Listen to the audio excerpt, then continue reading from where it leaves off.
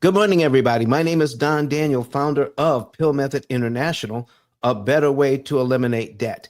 And today we're going to be talking about how I was ridiculed for this, but AI shut them up. This is part two of a two-part series. We started this last Wednesday, and we're going to get deeper into why there is so much pushback against this idea of paying off mortgages and other debt in about 7 years as opposed to 30 years to never.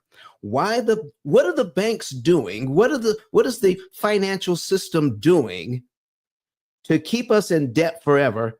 And not only that, but we will argue for the status quo and not because we don't have the best information. There's a reason for all of it. And today we're going to dig down deep into why that is. And I think you want to be here today. All right. Start inviting some other folks in and share our content. Invite other people. Tell your family, tell your friends, get your notepad and note paper ready. We are going to get started right about now.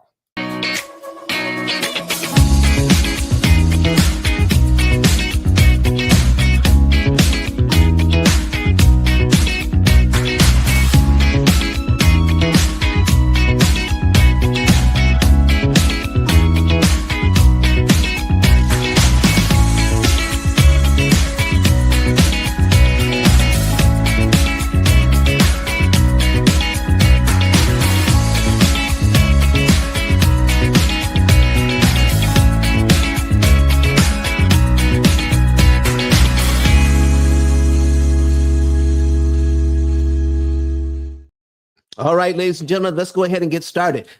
I want to start with this because it is, when I start saying this, for some people, it's just too much to take because we have never been taught how amortized loans actually work. And there's a reason for it. But why do we hang on to those ideas for so long with absolutely no evidence? Once you get the evidence, ladies and gentlemen, here's some things that you will know for sure, but they sound like they don't work. Number one, the higher interest rates actually work better than the lower interest rates when you're trying to save money, cut your interest cost so that you can get out of debt faster. All right. Remember that. Never put a large down payment on a mortgage or a car payment. Never do it on a car loan. Don't use large down payments. When you understand how to read an amortization schedule, large down payments actually work against you. All right. Never buy down the interest rate. I know people talk about it, and I know even builders will even buy down your interest rate for you. If a builder offered me to buy down my rate, I'd say no, because there is something else you could do with that money that benefits you more once you understand what's going on. Let's see, what else? What you don't want to do, ladies and gentlemen, what you don't want to do is refinance. Don't refinance your mortgage or any other loan just to get a lower interest rate. That works against you. And today, if we have time, I will tell you about the very best mortgage there is, and it goes against everything that you've ever been taught. The best mortgage there is an interest-only loan for the first 10 years of your mortgage.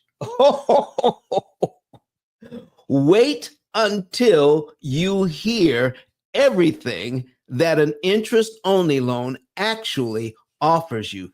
That is one of the most misunderstood financial products on the planet.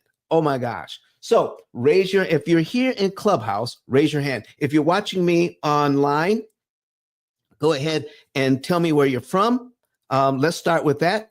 Again, my name is Don Daniel, founder of P.I.L.L Method International, a better way to eliminate debt. And I have a book by the same name. You can find it on Amazon. It has been a bestseller at least 6 times. It could have been more, but I haven't been watching it lately.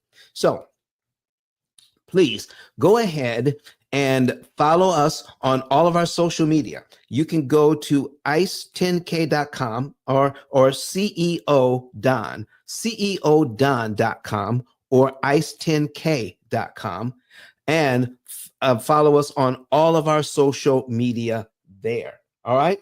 So we just had Bree come into the room. Good morning. So listen, let's find out what is going on with this idea of of why people fight so hard against learning more about finances. And last week we started out with understanding about a gentleman. His name is let's see, Barry.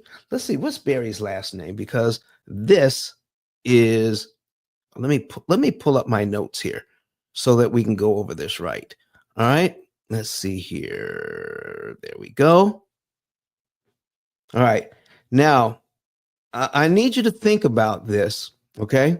His name is Barry Marshall, Dr. Barry Marshall from Australia, and he discovered something that practically everybody in the medical community ridiculed him for and said it cannot be true.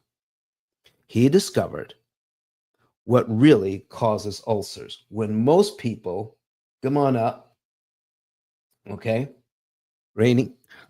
When most people thought that ulcers were caused by stress, okay, most people thought that.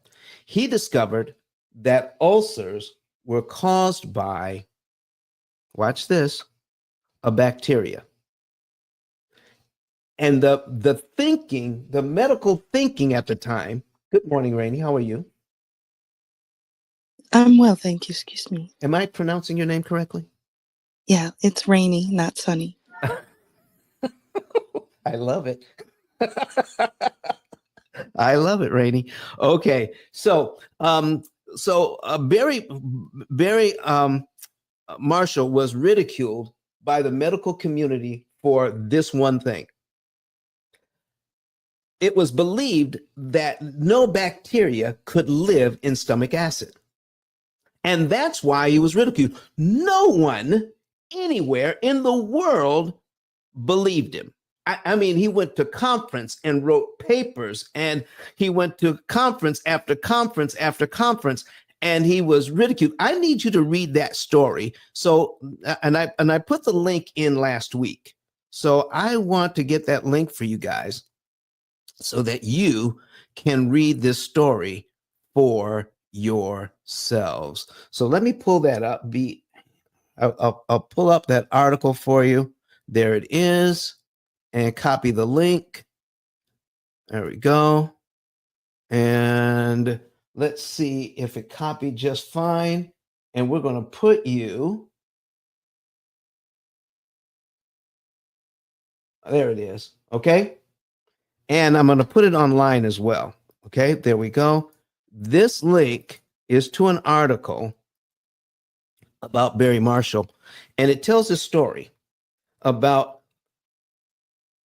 people push back against this idea so badly is for basically for this reason.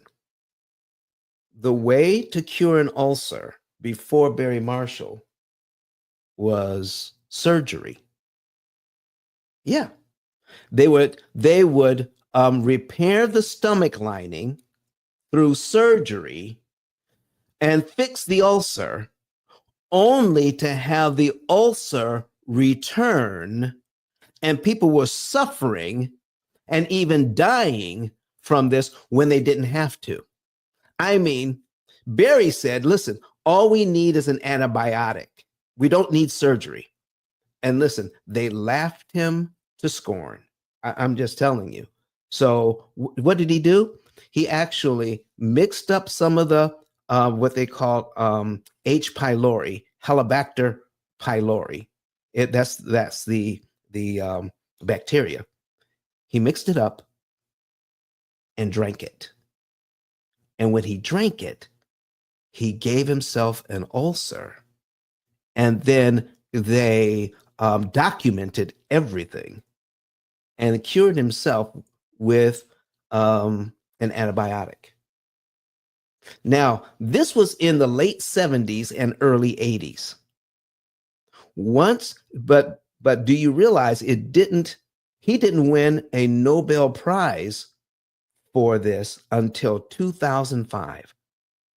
It took that long for people to accept the now well-known medical practice of curing an ulcer with the forerunner to Pepto-Bismol. Oh my gosh, that's what we're talking about today. But before that, he was ridiculed and nobody believed him. And so I'm trying to tell you today that a lot of people don't believe this. I've been doing this for 19 years. 19 years. Do I do I have some other hands raised? Come on up, raise your hand, come to the stage. And if you have any questions, I see you, Kwame. All right. Vinny, I see you. Alberto. All right. Listen, if you want to know more about this, come to the stage and we'll talk about it. But last week, I'm going to put this on the screen here so you guys can see what's going on. All right. And if you want to see this, come to YouTube so you can see what we're talking about. And we're going to share the screen. There we go. And we're going to be breaking some of this down for you today. All right. In detail. So here is the first thing that we're talking about. This is where we left off last week. All right. But we ran out of time. It's called Wysiati.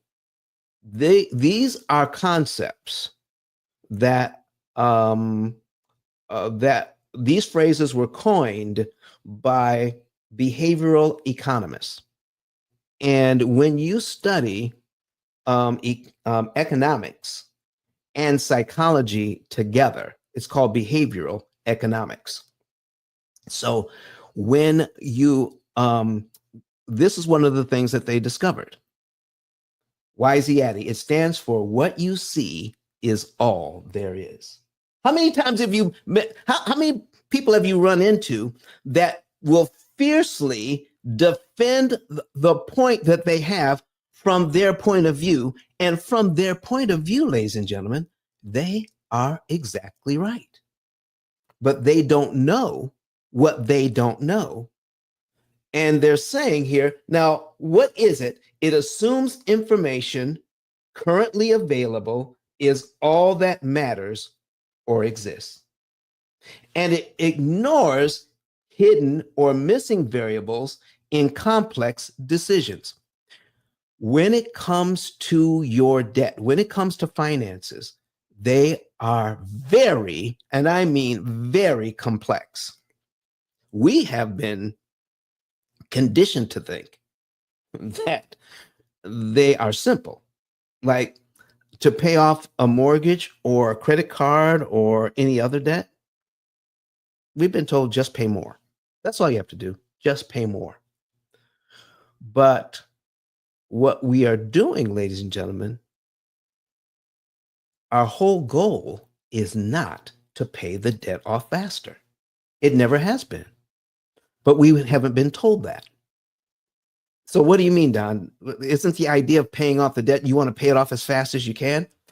Actually, no. You don't want to do that. What you really want to do is based on this question I'm getting ready to ask you. If all of your debt was 0% interest, is there any financial benefit to paying the debt off early? Put it in the chat, ladies and gentlemen. Put it in the comment section. Put your answer there. If all of your debt, your mortgages, your student loans, your credit cards, your car loans, every single type of debt there is, if it was all 0% interest, is there any financial benefit to you to paying it off? Katrina Perkins says no. And she's watching us on YouTube this morning. Thank you, Katrina. I appreciate you for that. All right. She says, no, absolutely not. It isn't. And so why then does every single financial guru, everybody on the internet, when they're talking about debt, they're focused on how to pay back the principal? And the principal is the money that you borrow. How fast can we pay that off? What number do we have to come up with? People call us all the time and ask us, how much should I pay on my debt every month to get rid of it the fastest? But if they only knew that the reason why you're in long-term debt is the cost of managing the debt. It's the interest cost that keeps you in debt forever. So the thing to do is to manage interest cost. You want to lower your cost on the interest you have to pay. So more of the money that you already make, will go to pay off the debt. So you don't need more money, ladies and gentlemen. What you need is increased information. And one of the things you need is how mortgage mechanics actually work. Now, mortgage mechanics, loan mechanics, it doesn't really matter, okay? The mechanics of it, you want to know, what is it that they're doing? What is it that they're doing that turns a 3% loan into a 50% loan? Okay. I see you, Dion. Don't be sneaking in here. You need to be up on this stage. Okay. Don't think I don't see you. You need to raise your hand and come on up here. All right. So let's stick with Wise the Addy for a few minutes. All right. And help people to understand that what they think they know, they think that's all there is, and they argue or they talk from that perspective. But when you do that, it shuts yourself off from new and better information. She says, I forgot how to use this app. Okay, let me invite you up here. I'm going to invite you to speak, and you just answer, just there you go. And then follow the directions and come on up. All right. So here we go, ladies and gentlemen. I want to put some things on the screen. All right. And let's go here. I'm going to put Mr. Brett Whistle on the screen again. And we're going to talk about some things. All right. Here is a 200. No, we're going to do a 400,000. Okay. A 400,000. Okay. All right. We're going to do a $400,000 mortgage at 3%. Okay. And we're just going to work this thing up. All right. Now, how you doing, Dion? How's everything? Yeah, good morning, Don. It's going well. I'm on the East Coast. Okay. For a few more until tomorrow, and then back to the West Coast. Back to the West Coast. Okay. All right. Listen, you can talk about anything you want to talk about today. You can interrupt me at any time. I love it when we get questions and comments. Okay. All right. So, folks, we have a $400,000 mortgage at 3%. Now, everybody is thinking, I had somebody I'm talking about. They argued me down. I mean, they just couldn't let this thing go. It was like a dog with a bone. In fact, they have a 2.1 interest rate. And this is now, why would I want to do anything with a 2.1 interest rate? Okay. I'm just going to keep it. He's a real estate investor. And because of this idea of Wise the Addy, what you see is all there is. He was saying that this let's put that in first. 2.1, okay? 2.1 interest rate. And on a $400,000 loan, the payment is $1,498.56. That is the payment. So he says, if I have a 2.1 interest rate, I mean, I'm not going to get better than that. Why should I try to pay that off early because I can borrow money at 2.1? Well, let's take a look at it. So $400,000. If you take a look at $400,000, here's how much interest they want. $139,481.60. Folks, that's not 2% of 400,000. You know what that is? That's 34%. So its 2.1 interest rate really is 34.870%. So another thing that people do when it comes to economics, they do mental accounting. Mental accounting will oftentimes lead you astray.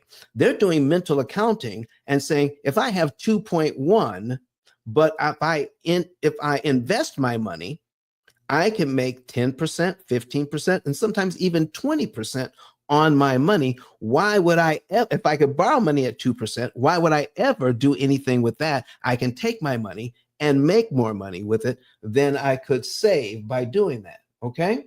So come on up. I see you, Ken. Come on up here. All right. Got Ken in the house. Ken, how are you doing this morning? I'm great this morning. I'm great. I got 3 graduations. So I'm busy today. Okay. All right, man. Well, listen, I'm glad you're here. So if you see anybody wants to come up to the stage, can you invite them up? Yes, sir. Yes, sir. I appreciate that, man. So now this guy was saying he wasn't thinking about the fact that it was 34% that he's paying to the bank, and it's even higher in the early years. Can I show you what I mean by the fact that how much interest he was actually paying and didn't even realize it? And this is a real estate investor. All real estate investors I've ever met are throwing away millions of dollars because of this, because they don't do the math. They're trying to do an opportunity cost calculation with mental accounting without actually writing it down and looking at the numbers. They're making a judgment call, an intuitive decision, thinking that, well, 2% has to save me money so I can turn around and make 10% when I invest. Well, that's an intuitive decision. That's not a math decision. And most of us make intuitive decisions when it comes to our finances. That's why we stay in debt forever. And the banks understand that, play on that. That keeps us in debt forever because we're making intuitive decisions when we should be making math decisions. So let me show you what this means. Okay, so we have on this payment here, even at 2%. Watch this. At 2%, at 2.1%, the payment is $1,498.56. Very affordable. He's charging more rent than this, so the property is cash flowing. So it makes perfect sense not to mess with it if you understand it the way he understood it. But let's break it down the way the bank understands it, okay? So the amount when he pays that money, his payment of $1,498.56. Let me make a note of that. $1,498.56. When he makes that payment, here's what happens to it. $700 of it goes to interest. And $798.56 pays down the loan. What? That's at 2%. What's really going on behind the scenes that we're not taught to pay attention to? This part. I'm going to put a calculator on the screen and we're going to break this down. All right, where's my calculator? All right, there it is. And let's put that on the screen. There it is. So our first interest cost is $700. Okay. So we will divide that by our total payment of $1498.56 divided by 1498.56. That gives us 46%, 0.467. And you have, and since the third number is a 7, you have to round up the 6 to 7. So 47%. 47%. That first payment, he's paying 47% of his money is going to interest. Folks, that's a 47% interest rate all day. I don't care what you say. If I've got to pay $1,498 of the money my tenant gave me, and then I got to give away $700, how is that desirable? Okay, I'm thinking 2% the whole time, and I'm focused on how much money I'm making after I pay the mortgage. That's where I'm focused. I am not focused on the fact that my tenant gave me enough money in 1 year. Watch this. I'm not focused on the fact that my tenant gave me $1,498, okay, and 56 cents times 12. I'm not focused on that. My tenant gave me enough money, $17,982.72. Now, every real estate expert out there, everybody who's into using real estate as a way of making money, as investment property, will look at this and say, all right, what are my costs and what am I renting it for? And the main cost that they're looking at is, what is the mortgage payment? So if the mortgage payment, let's call it $1,500, and if I can rent it for $2,000, that's $500 cash flow every single month for that. Okay. Anybody got any questions or comments? Anybody on the stage have any comments about that? Okay. At all. And if you want to come to the stage, raise your hand, come to the stage. And if you want to see what we're talking about, go to YouTube. And once you get there, do not forget to subscribe. All right. Go to YouTube and watch this. So out of nearly $18,000, only $9,675.50 of that money your tenant gave you pays down the loan. In other words, this is your potential equity. And that's what the gurus are teaching. Your tenant is growing your equity. But out of the nearly $18,000 they gave you, okay, only $9,675.50 of it is helping you. And you don't have to do that. Here is what we're doing, ladies. I need you, let's break this down the way the bank does not want you to see this. We start out at $400,000 and payment on our original mortgage, right? $400,000. And in 1 year, we pay it down to $390,324.50. Do you see that? $390,324.50. But if we pay the bank monthly, the way they want us to pay it on time, okay, how much does it cost us of the money our tenants give us? How much money does it cost us to get there? $8,307.22. That's how much money goes up in smoke that we don't get to use. The bank gets to use that. They keep that money. The investor that bought the mortgage gets to keep that money. $8,307.22. So if I continue to think that this 2% loan is actually helping me, I'm looking at this. This is nearly 50% of my money gone. And I'm taught to think of it as, no, this is my tenant's money. Nope. That's not my tenant's money anymore. once the tenant pays the rent, that's my money. That's your money. Once the tenant pays you, that's your money. And what are you doing? Giving nearly 50% of it away because we have not been taught how to read an amortization schedule. Now, I just need you to put something in the chat and say, do you want to continue? Do you want to continue to give your money away like that? Talk to me, everybody. Put it in the chat. Somebody say something, okay? Now, I want to show you this. This is how much money goes to principal. This is all your principal payments added up right here. All your principal payments added up. It comes to $96.75.50. I am not suggesting that somebody do this. I'm just showing the mortgage mechanics. I'm paying down my loan by $9,675.50 in 1 year. But what if I had that money already? What if I've been in a real estate investor for some time and I have some cash built up and I've got it sitting in the bank, making 1/10 of 1%.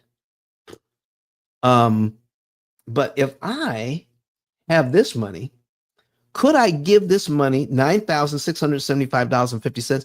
Could I give this money to the mortgage company or to the bank in the very first month and be paid down to line 12 in 1 month? I'm not suggesting that this is the P.I.L.L. method. What I am saying is that when we understand mortgage mechanics, we can make different decisions. Now, this is just a suggestion for informational purposes. So let's put our calculator back on the screen and subtract 400,000 from 400,000. Okay. We're going to subtract 9,675. Okay. $9,675.50 equals $390,324.50. Okay. So I've just suggested a couple of different ways. We can make every single payment the bank wants us to make. Okay. 1 through 12 and pay the loan down to $390,000. Or we could give the bank the $9,675.50 all on line 1 and get paid down to here in 1 month.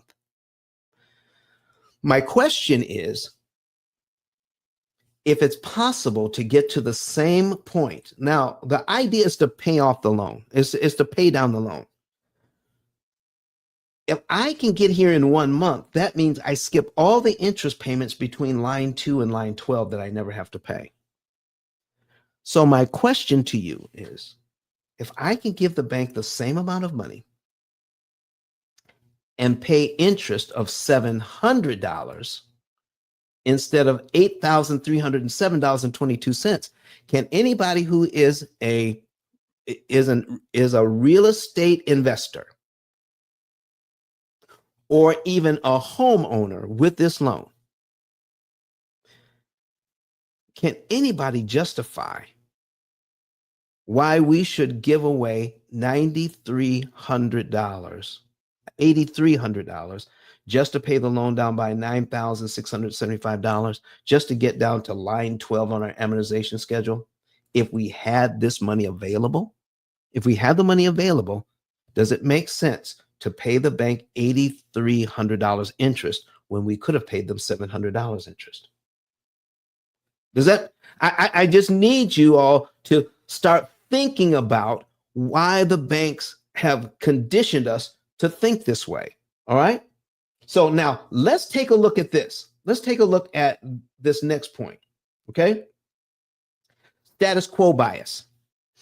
A bias is a way of thinking that is so strong that we tend not to want to change it. Okay, the status quo bias. Now, if you want to look that up, I'm going to copy that status quo bias, copy it, and we're going to, let's see here, bring this back, give me a new tab. And so that you can see that it is something real and not that I've just made up, I'm pasting it into Google. All right, there it is. Status quo bias is a cognitive bias. It describes a preference for a current state of affairs and a resistance to change, even when other options might be better. It's a preference for keeping things the same. If it ain't broke, don't fix it mentality. The people who lend you money hire psychologists to keep you in this state of mind. Let's take a look at what else it says here. Preferring the current state of affairs, even when better options exist, avoids change due to fear or discomfort, sticks with inefficient debt strategies. We will stick with inefficient debt strategies as long as we have a debt strategy, because to do this thing right takes a lot of brain power. It takes a lot of sitting it down and working it out. We would much rather take heuristics or a rule of thumb and do things and come up with a simple solution that doesn't require a lot of brain power, but it seems logical to us. How about that? So here's another one. Overconfidence bias. Overconfidence bias. Overestimating one's knowledge or decision-making abilities. All right. Let's see if we can get more information on this particular bias by going back to, let's go back to Google. We're going to paste this one in. All right, overconfidence bias. All right. Overconfidence bias is a cognitive bias where individuals overestimate their abilities, knowledge, or judgment. This basis causes people to be more confident than their skills or understanding warrant. The longer you've been doing something, the more confident you are that the stuff that you're doing is the right thing to do. And if you've been in this business or in any business for a number of years, it's going to be harder to listen to somebody who's coming up with a new idea. Not only will you want to stick to your own idea, but you will argue vehemently against new ideas when they're popping up. I need you to think about this for a minute, folks. Think about this for a minute. And try to imagine a world. Close your eyes and try to imagine a world where only toaster ovens exist. Everybody has a toaster oven. Everybody knows how to work a toaster oven. Everybody knows how hot a toaster oven can get. Everybody has been burned by a toaster oven by not being careful, all right? Getting the toast out of a toaster oven. Now, try to imagine somebody coming along and introducing to you a microwave oven. The whole world knows nothing about microwaves. Everybody understands how a toaster oven works. Now, you come along and say, in my microwave oven, and you're all excited about it. All right. And one of the things that you've discovered because of how a microwave oven heats up things, I can put a plastic bowl of water in my microwave oven and heat that water to boiling.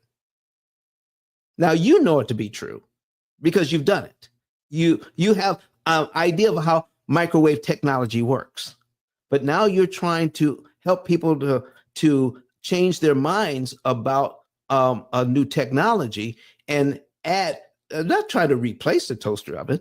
You're just trying to add a new device. And one of the things that you're talking about is heating a plastic bowl of water to boiling. Everybody that understands toaster ovens will say what about that? What will they say?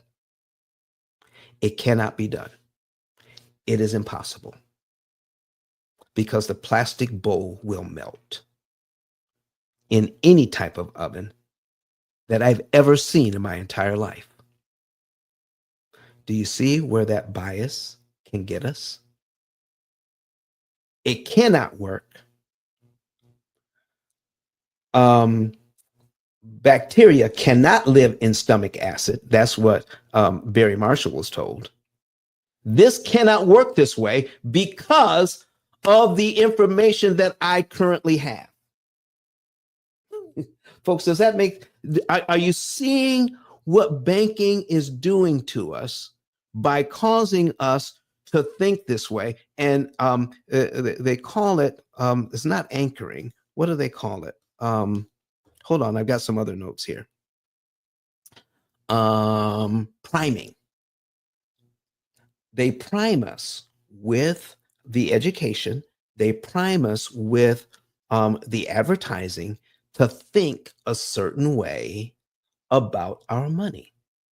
And even when we think we're saving money, when we think we're doing the right thing, they're making a ton of money hand over fist, because even a 2% mortgage, even a 2% mortgage is 34.87%. What if it's a 3% mortgage? Okay, which is still fairly low. Most people would say, listen, if they offer me a 3%, I'd jump on it with both feet. That makes the payment $1,686. But most people aren't realizing that if I borrow $400,000 at 3%, and if I follow what most real estate investors are doing, they're not putting an extra dime on principal.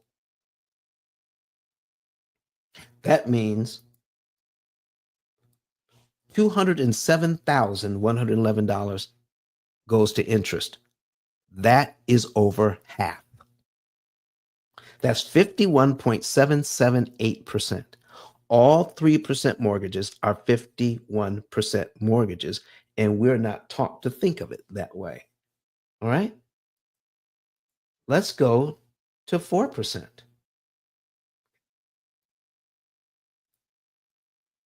Let's take a look at that. 4%. This is mind-boggling to some people. 4% mortgage, they want $287,000 interest. That makes it 71.869%. A 71% mortgage.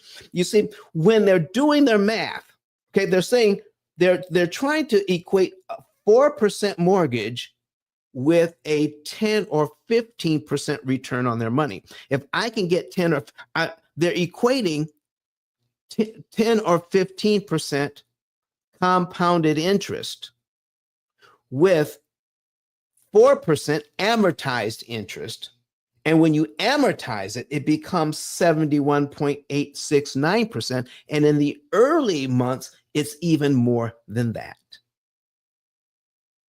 It averages out over 30 years to be 71.869%. This is what we're into. This is what we're conditioned to think. All right. So now that's 4%. Well, we might as well go to 5 and take a look at it. All right. So now that takes our payment to $2,147.29. But look at this. $400,000 borrowed. The bank wants you to pay back $373,024.40. Folks, that's nearly half. I mean, no, that's not half. That's nearly 100%. They want me to borrow $400,000, pay back $373,000 in interest for a total payback of $773,000.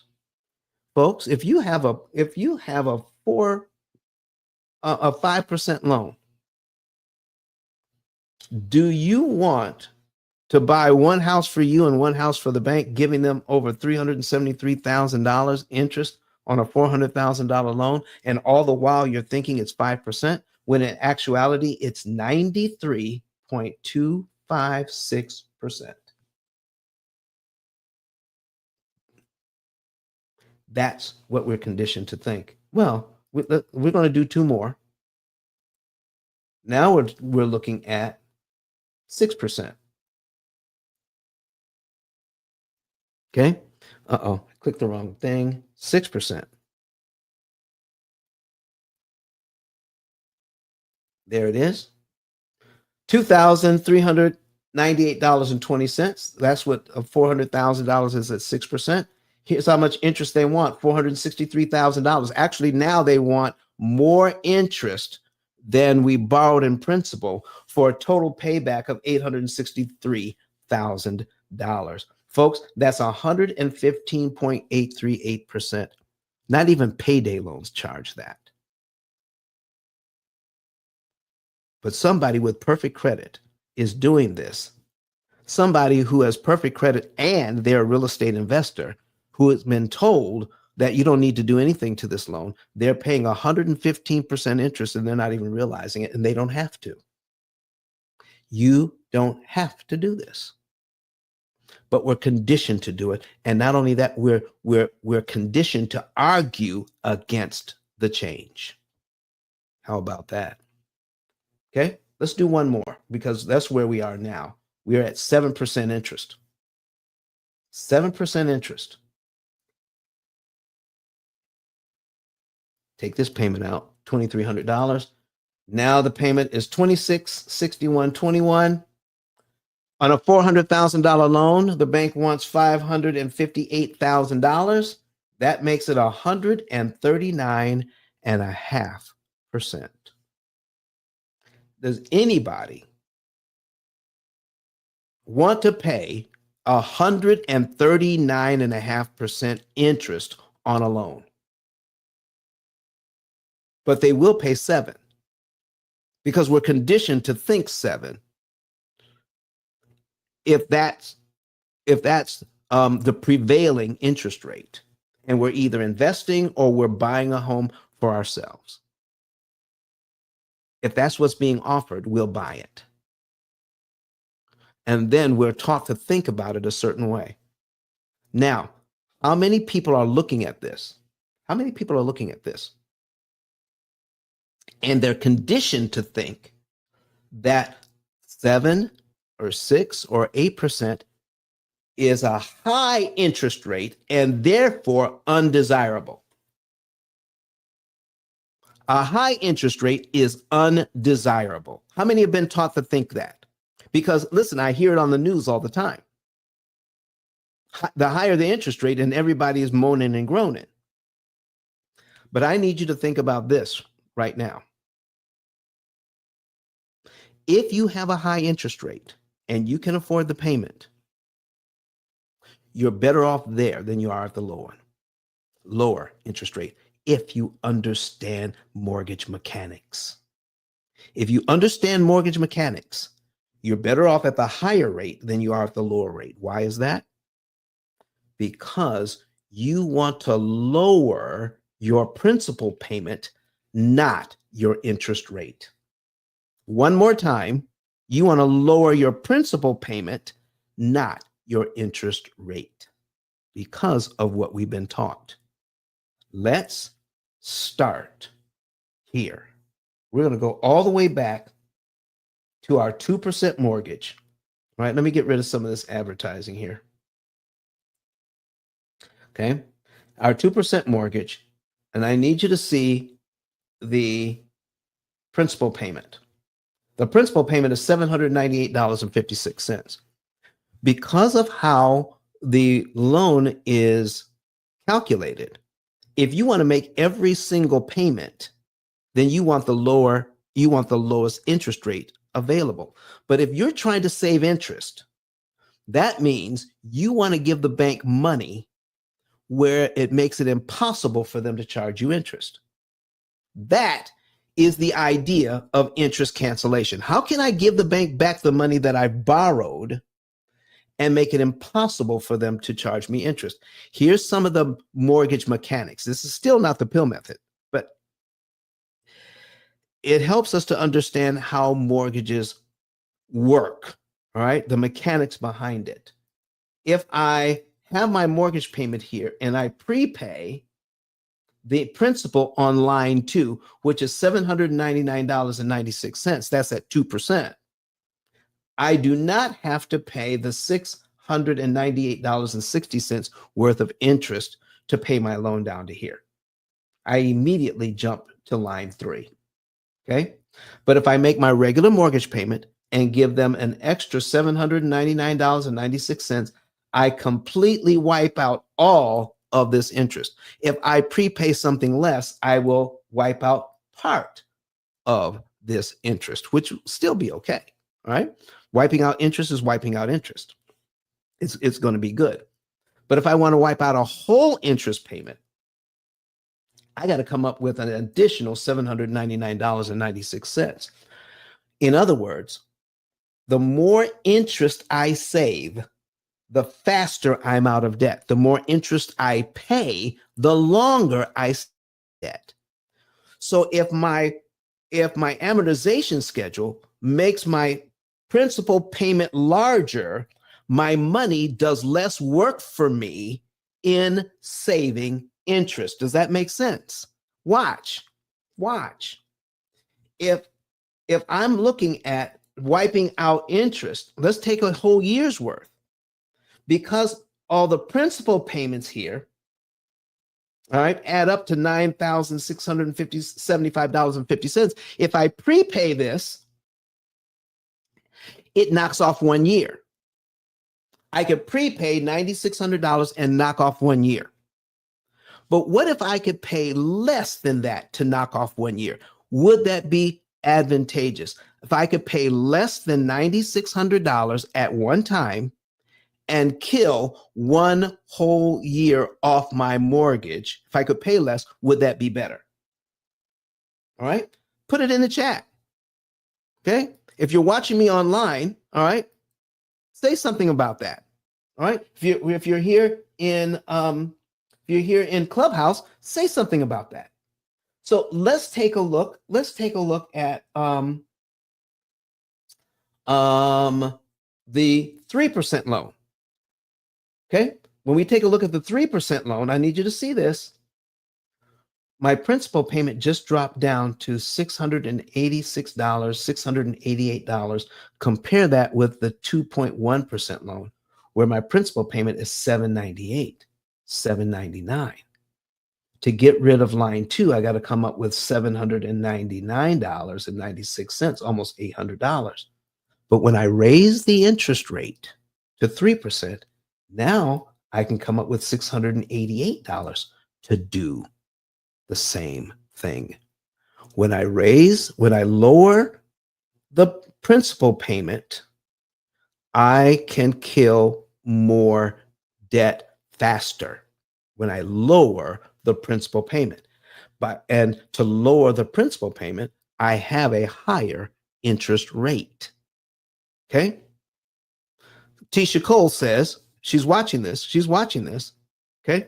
Tisha Cole, watching us on Facebook, says, yes, that makes a lot of sense. Okay? Tisha, thank you for that. Okay? Somebody online on here, Rainey, says, you are targeting principal reduction with discipline. That's right. Hey, that's right, Rainey. What we're doing is understanding the mechanics of it for the first time, because this is not taught anywhere at any level of financial education. We are given rules of thumb or heuristics to do mental accounting, and we think we are doing right by ourselves because we do some thinking about it. We just don't do enough because we have not been introduced to more variables. We haven't been introduced. We're making decisions based on the information we know. Wisey Hattie, what you see is all there is. Well, let's go ahead and take a look at the 4%. Watch this. Okay, So we did 2, we did 3, now we're at 4. All right. Uh-oh. Principal payment is down to 5. Okay. Principal payment is down to $578. I want to show you one whole year on the first 3. Watch this. One whole year on the first 3. At 2%, I have to come up with $9,600 to wipe out 1 year. At 3%, all I have to do is come up with $8,300 to wipe out 1 year. And at 4%, $7,444.15 at one time wipes out 1 year on this mortgage. Can anybody tell me that $7,000 to wipe out 1 year is not better than $9,600 to wipe out 1 year? So Tisha Cole says, no, never heard it before. Never heard of this before. Why, Tisha? It isn't because you weren't. It wasn't because you weren't paying attention in class.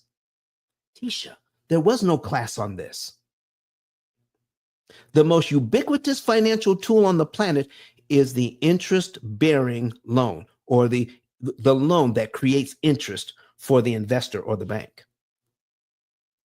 We've never been taught this because people make a lot of money on it. And when we misunderstand it, mortgage mechanics, they make even more money, even when we think we're doing our best. You know how many people have come up to me and said, Don, I'm doing this, I'm doing this, they're doing everything they think they know. And what they're thinking is, I'm doing the same thing.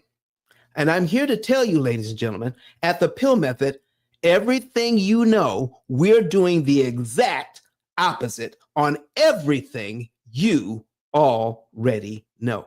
The exact opposite. It is not the same by any stretch of the imagination here at the P.I.L.L method. Not at all. And Don, where did you get this? How do you know this and it's not taught anywhere? Who taught you? Let's talk about that for a minute. I have what's called autism spectrum disorder. When I look at an amortization schedule, I see the pictures and the patterns. So nobody taught it to me. And what started out while I was in school started out as a true deficit, started out as something that caused me great pain and anguish. I soon found out, I found out later in life that God gave me this because the way that I look at an amortization schedule, I see the patterns that most people do not see. And I've spent the last 19 years helping other people to see it. Okay. Let's see. Does this work for car loans and personal loans? So somebody's asking this. Okay. Does this work for car loans and personal loans? Yes, it does. Okay. If they're charging interest, it works. You want to make sure that when you're using the P.I.L.L method, you need to learn as much as you can about the P.I.L.L method. We're going to be coming up soon with the P.I.L.L method challenge on becoming an interest cancellation expert. We're working on this right now. We're going to spend 5 whole days with you, helping you to understand this from beginning to end. I mean, in detail, so that you can become an interest cancellation expert. We're going to give you a college level course in just 5 days on how this works. Be ready for it. We're going to start announcing it soon. Okay. So now we did 2, 3, 4. Okay. 2, 3, 4. Here, let's take a look at 5%. 5% interest, ladies and gentlemen. 5%. Look at the principal payment. It's down to $482 to get rid of one line. But Don, look at the interest. It's so much higher at 5%. Well, folks, I need you to start thinking in a different vein. I need you to start thinking this way. Control the principal payment and you control the loan. Interest payments you skip don't matter. So if I can prepay $5,900, I can knock off 1 year off this loan. 1 year is gone, and I kill $18,000 worth of interest. Okay? 1 year. Okay. So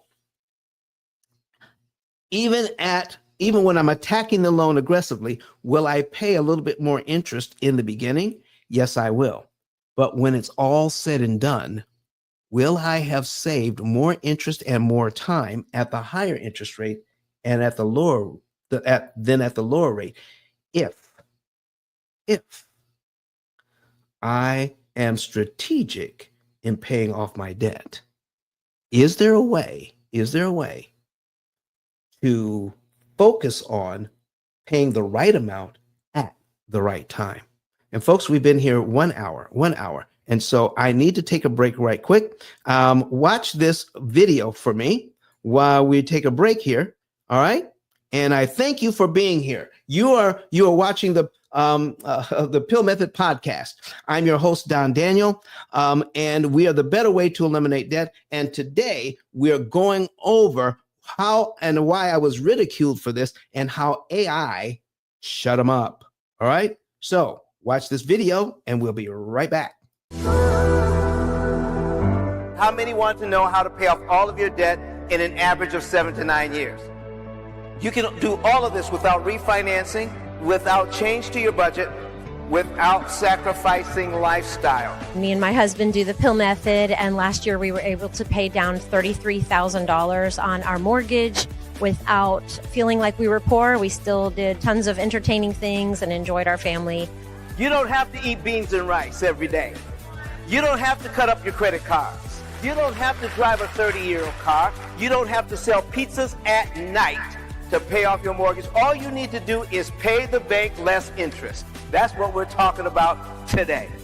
Here is what P.I.L.L method stands for: prepayment of principal, isolation of principal amounts, leverage, and liquidity. You understand it? You have a way of getting out of debt more efficiently.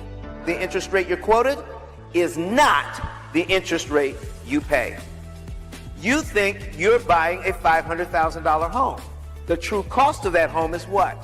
$758,000. Total interest paid as a percentage of principal, 51.777%. That's what's going on with this loan. The ability to read and defeat an amortization schedule is not taught at any level of financial education. I need you to understand the power of a penny. You will not hear what I'm talking about from Dave Ramsey. Do you know why? Because I own the copyright. I literally wrote the book. But Don has some valuable information that can contribute to the quality of a person's life. And it only costs you a few dollars. It's his book. Why not get that? I'm going to go through the P.I.L.L method myself with some of my investment properties. So I'm going to link up with Don, and then I'm going to sit down with him, show him my investment portfolio, and see how I can eliminate interest.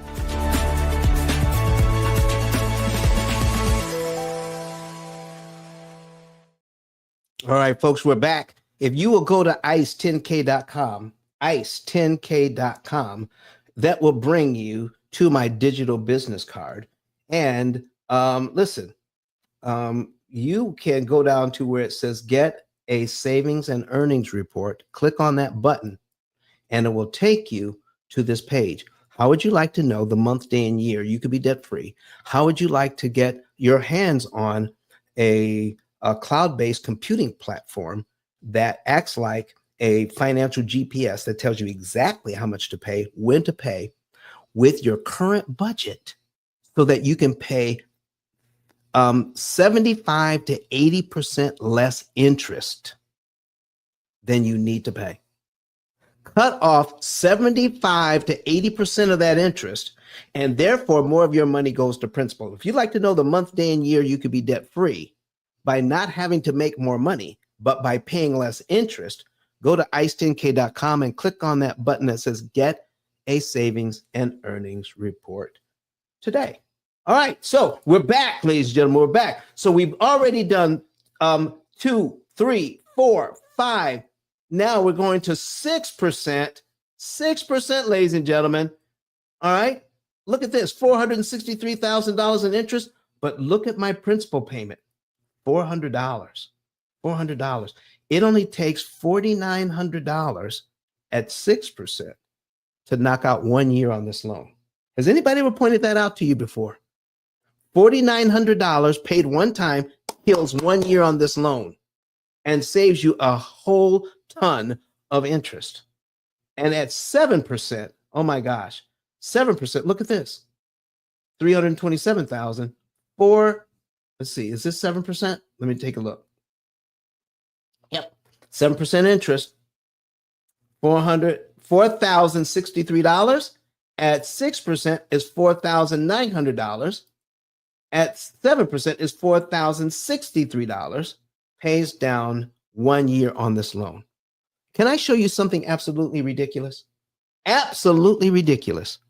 Somebody, I heard on somebody else's podcast that because they're a real estate investor, to make a deal work, they had to accept an 18% interest rate on a multifamily deal.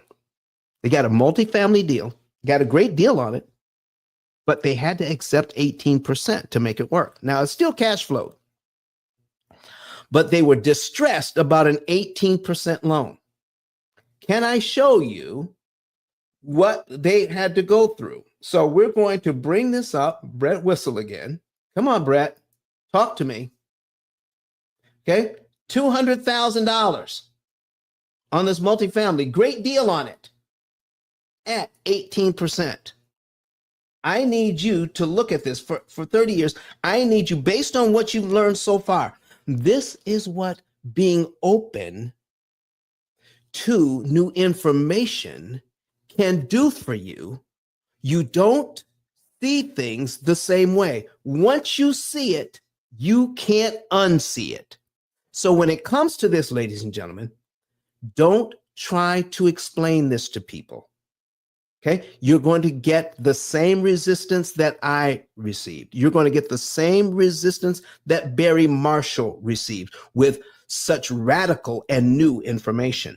If people aren't looking at the numbers, they can't see this. They have to see the numbers. Okay, so point them to our videos here on YouTube. Besides, all of you on YouTube, please subscribe.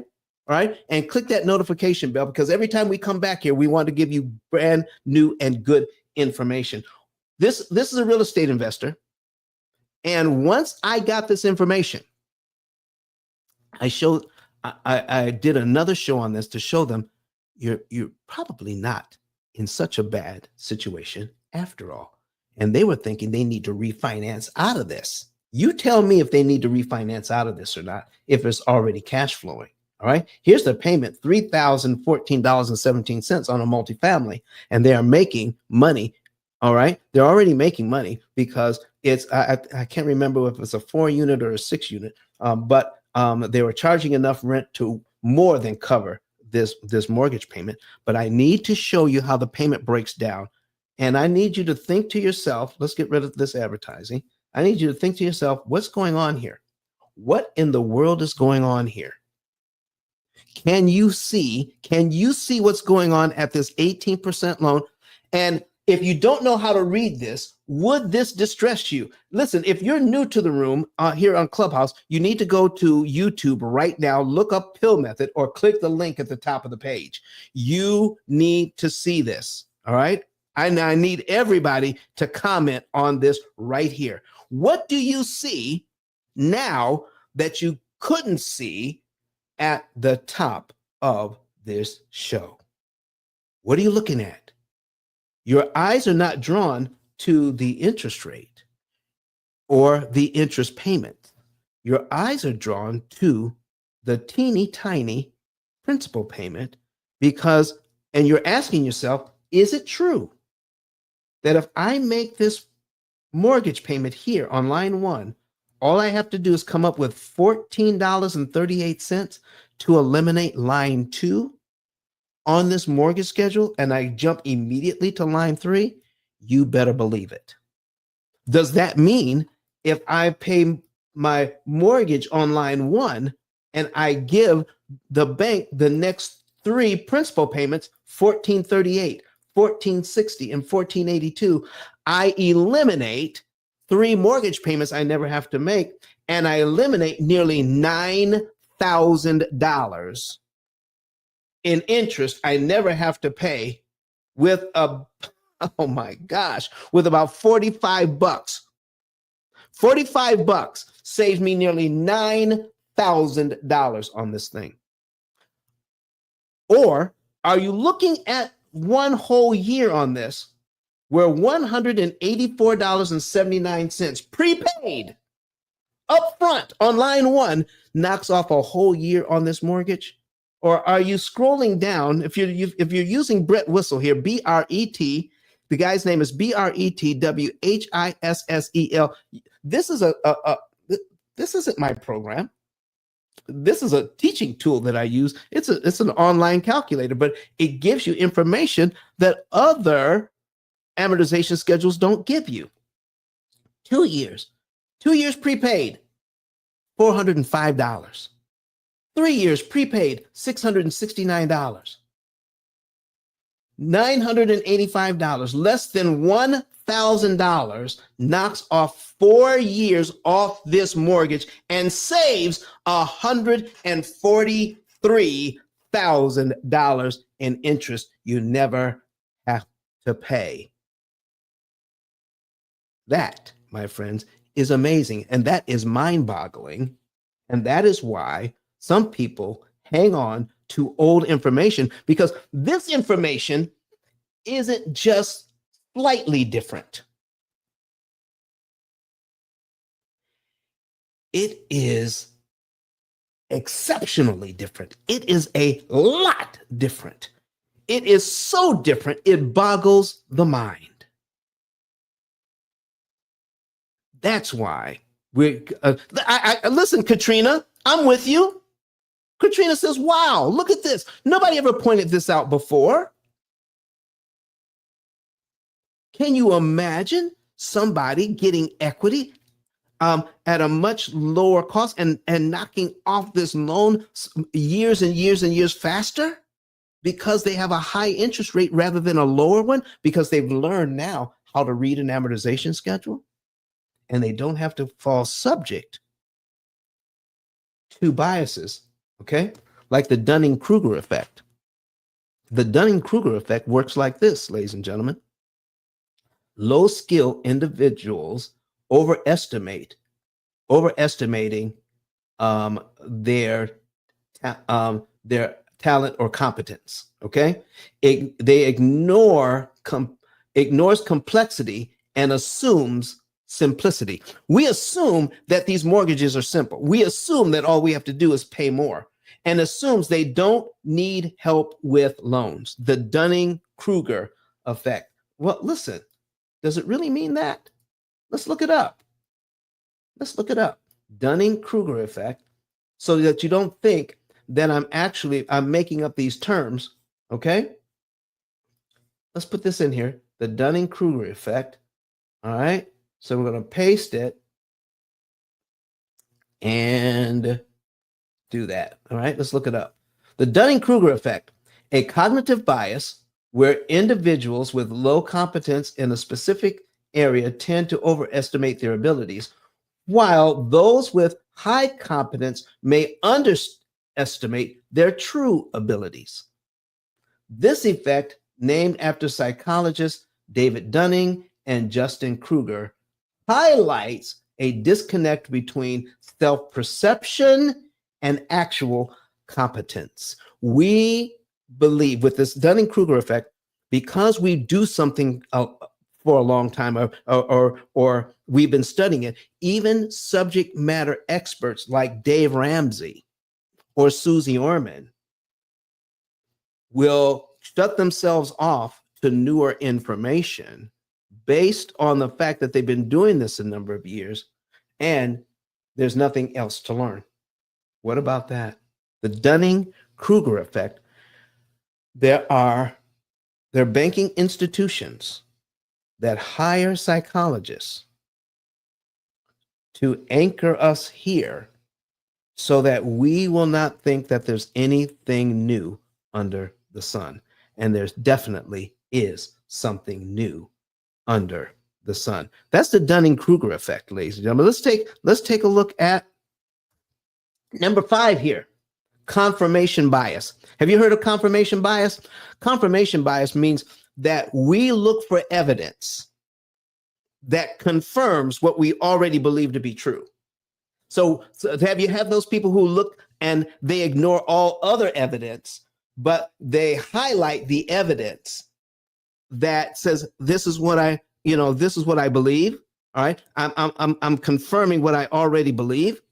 Listen, like I'm watching the news, and this guy in the White House, oh my gosh, this guy in the White House, all right, trying to embarrass the president of South Africa with made up news articles, videos that are not even in the guy's country, and saying all of this that I'm showing you means that there's genocide going on in your country, and here's all the evidence. Folks, that is a classic example of confirmation bias.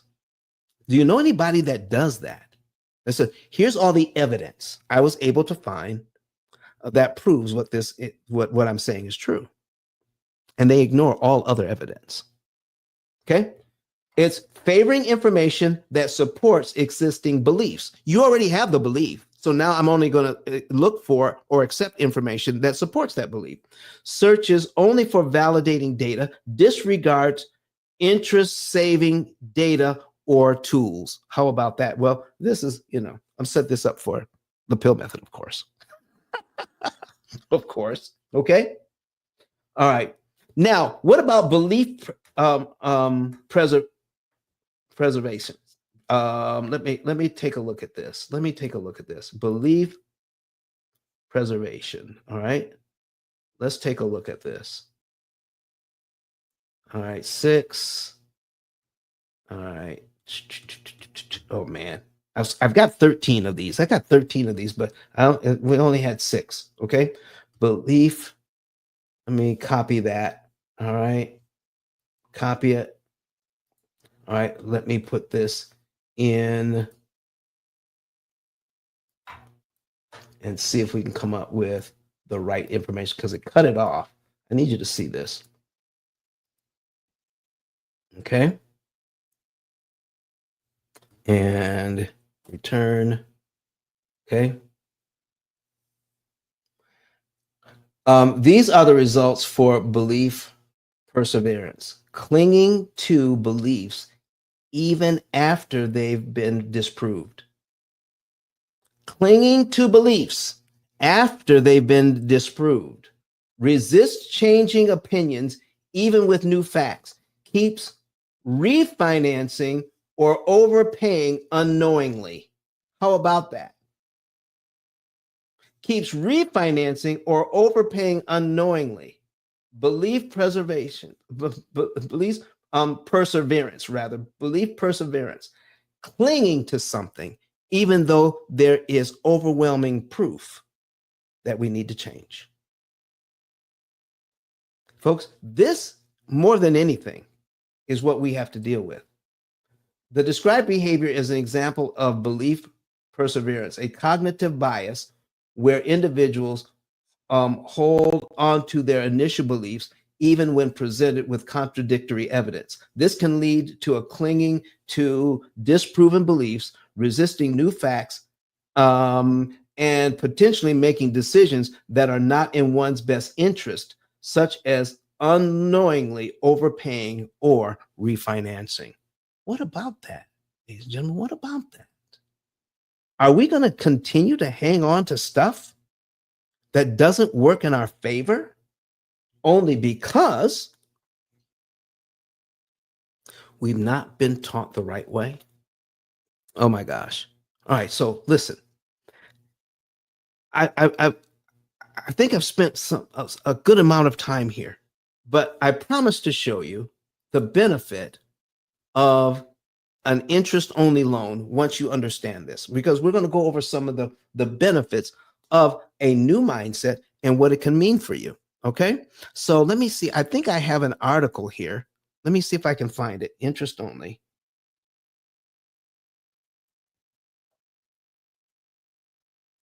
Let me see if I can find an article here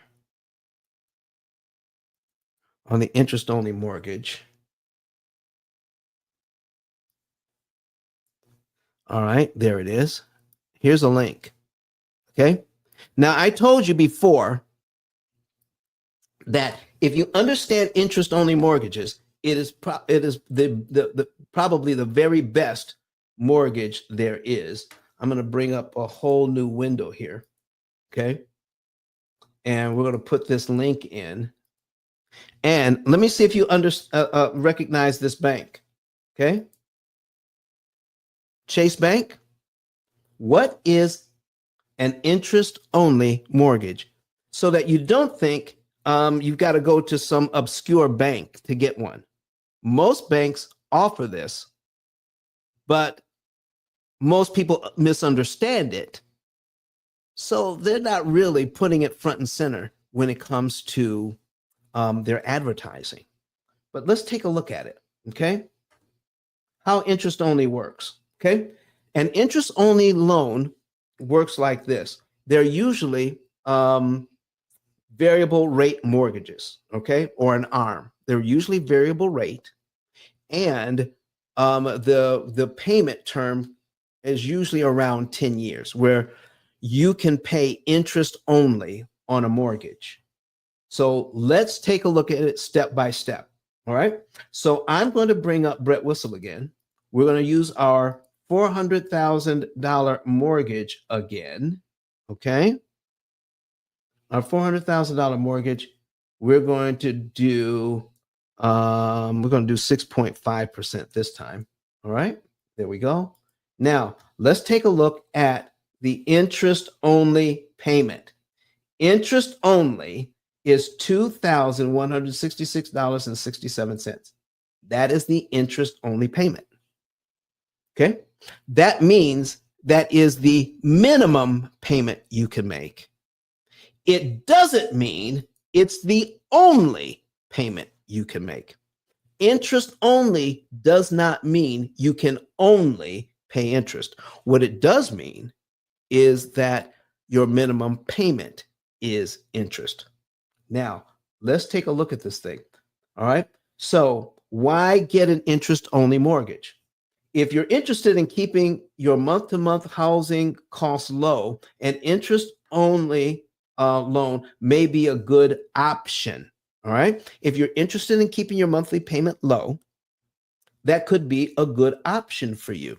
But Don, during the interest only payment, if you pay interest only, what does that mean? Especially when you do it for 10 years. Here's what it means.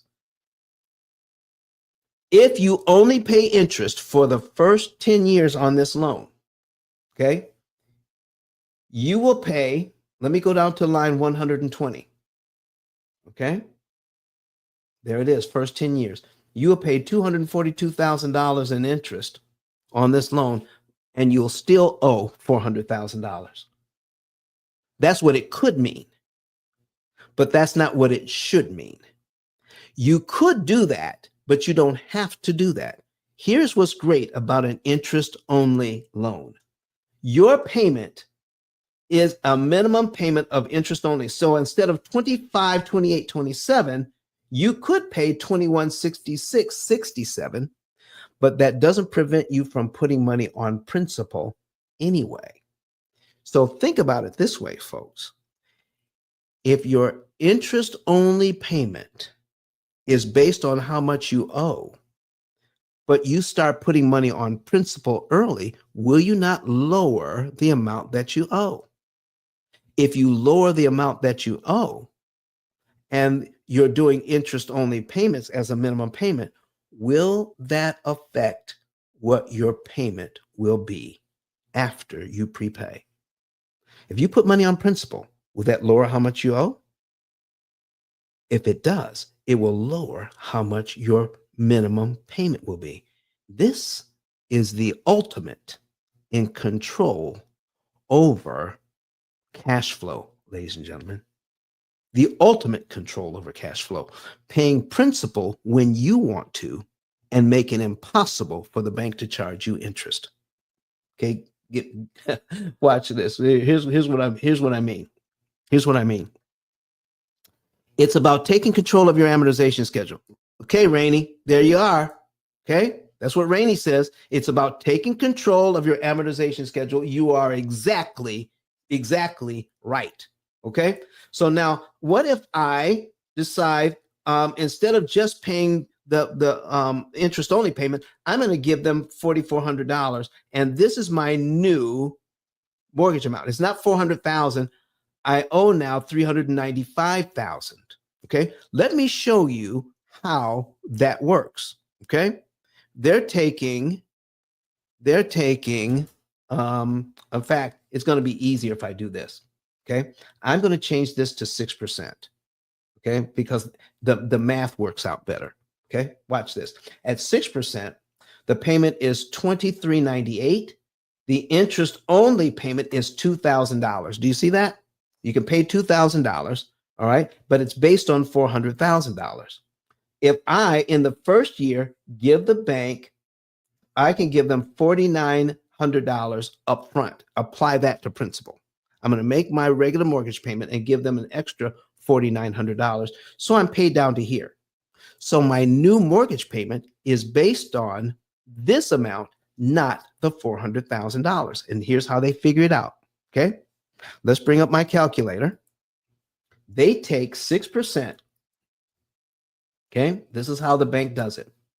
0.06%. They divide this number by 12. Divided by 12. And each month they take this amount, 0.005, and multiply it by the unpaid balance. If the unpaid balance is $400,000, then every month the payment is $2,000. Let's give it a try. We're going to multiply it by 400,000. That's the original amount. Okay, that's 40,000. All right, there you go. Look at there, $2,000. $2,000. That's the very first interest payment is right there. And that means that's the minimum you could pay. All right. But if you prepay $4,912, there's nothing to keep you from doing that. You give that to the bank. Now your payment is based on $395,000. Okay. $87.98. So let's put that in our calculator. Okay. So 395,000 0.87.98, all right, times 0.005. When you take your 6% and divide it by 12, you get 0.005, and we're going to multiply it by our new principal balance of $395,000. It comes to, oh, look here. Now my payment is $1,975.44. $1,975.44. That becomes my new mortgage payment. You are complete control, not over on your mortgage payment, but if this is a rental property, if this is investment property, now you are in complete control of your cash flow. You can increase cash flow with a interest only mortgage without increasing the rent. Whew. It makes me tired just thinking about it. I absolutely love this. What about you? Okay. What if we end up giving them $10,000? What if we give them $10,000? Okay. 10,127.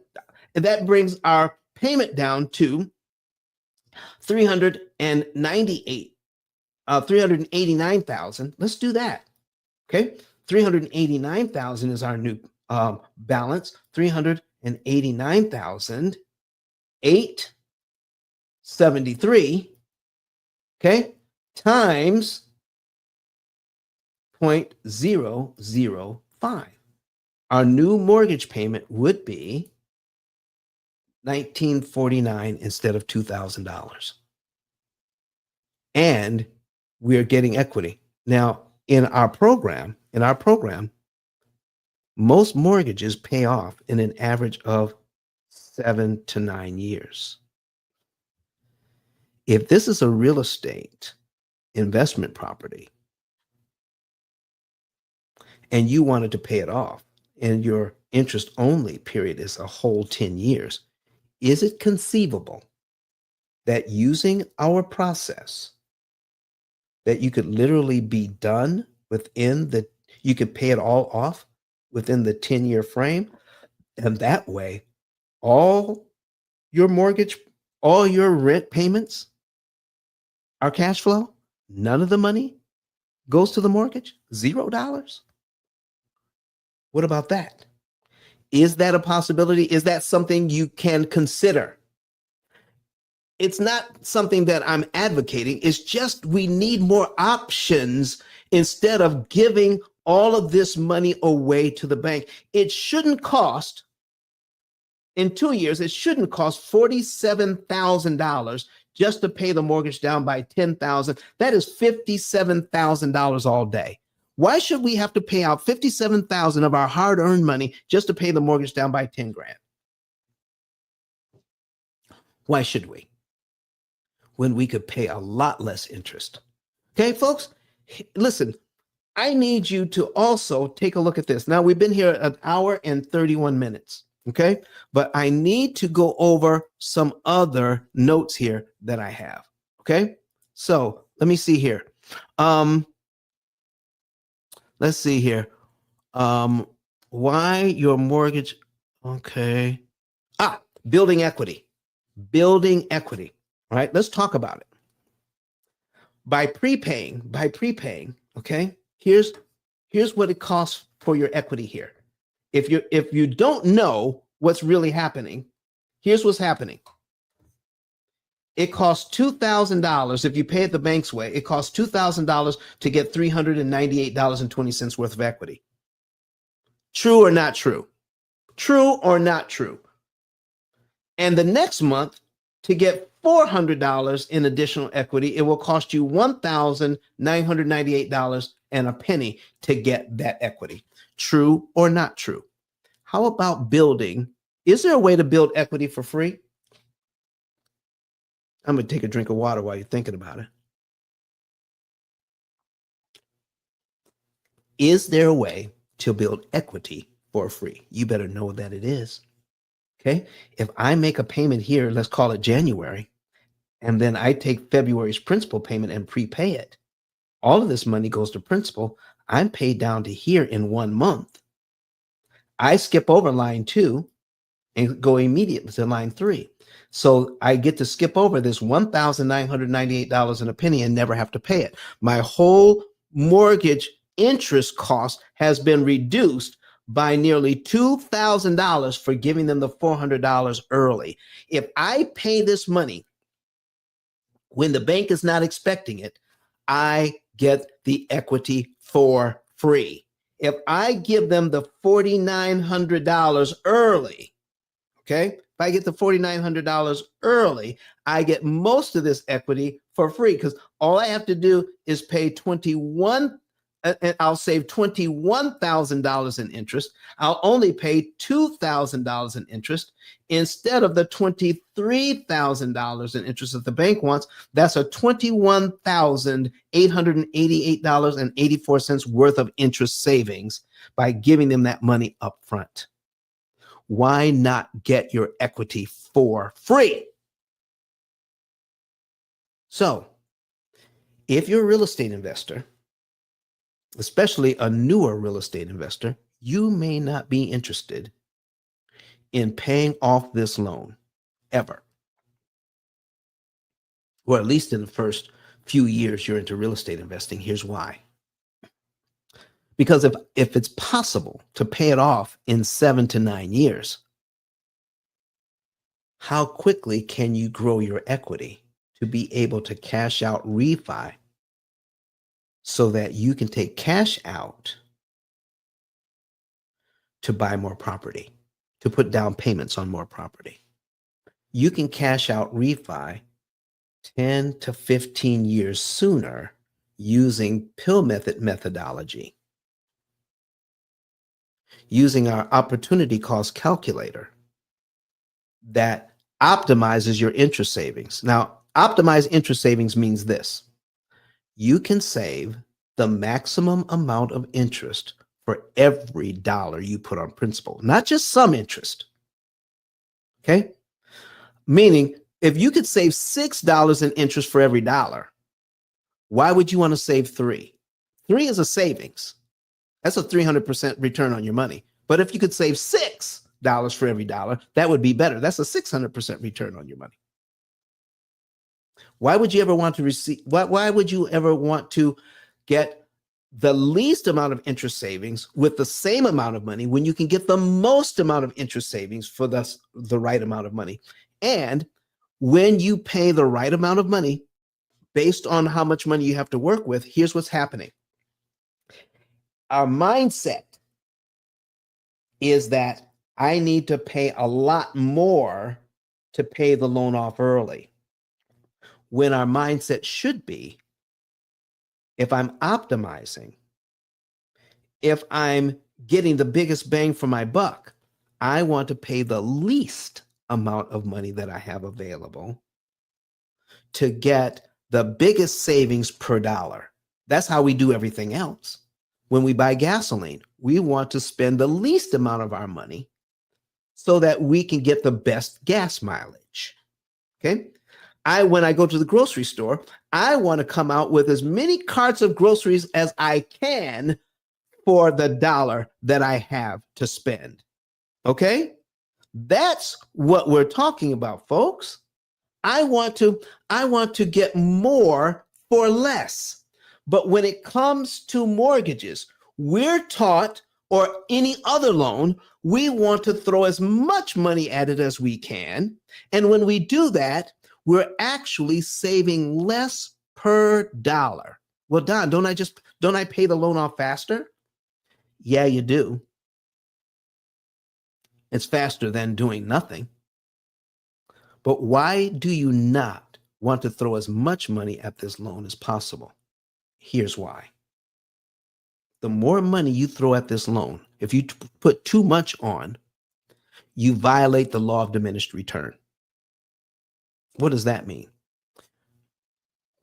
You want to maximize how much interest you can save per dollar. Once you reach maximum of interest savings per dollar, you want to stop putting money towards principal.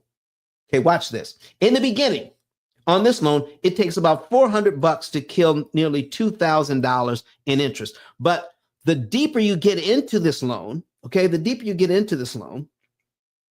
watch this. It takes $1,169.42 to kill $1,200 worth of interest. It costs more to eliminate less.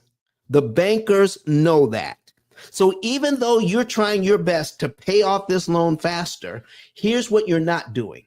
You're not calculating what is the least amount to pay to maximize interest earnings so that you can stop putting money towards debt reduction and take the rest of your money and put it towards wealth creation.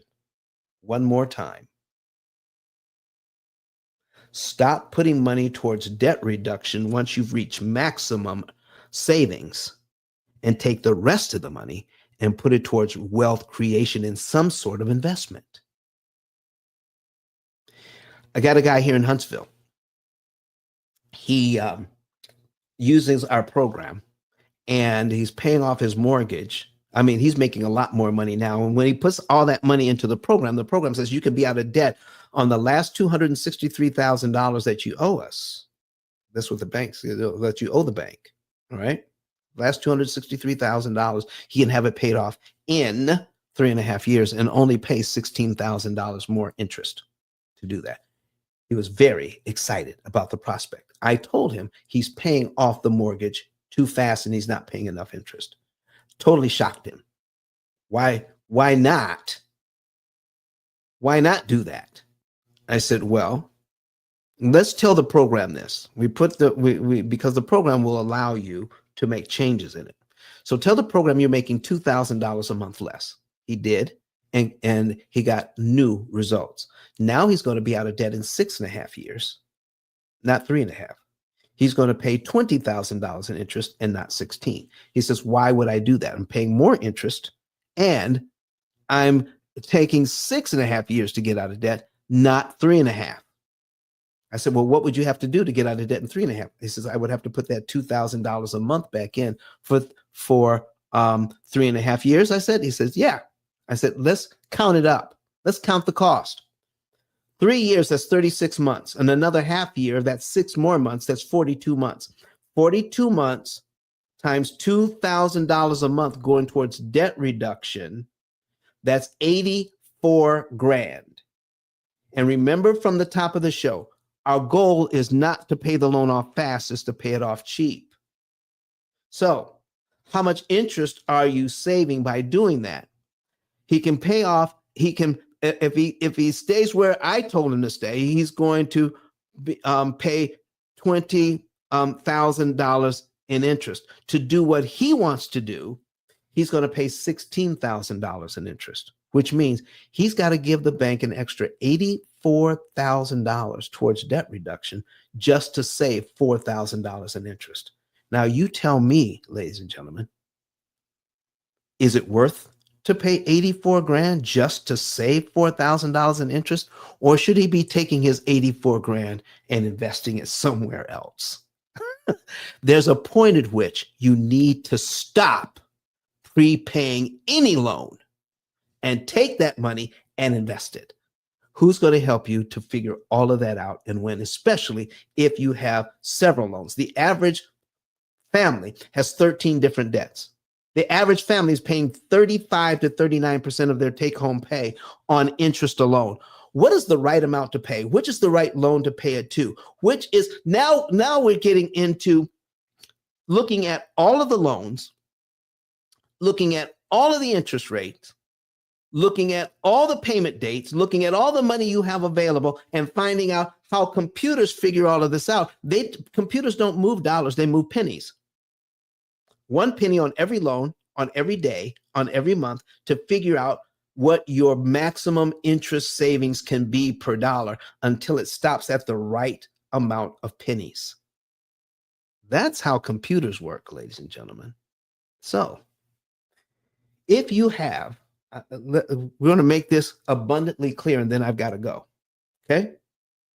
Here is why most people fight against this thing, because they don't understand the variables involved. We have identified at least 10 different variables when it comes to lending. I won't have time to go over each and every one, but just a few of them. But let me put this on your screen. Okay? 10 variables.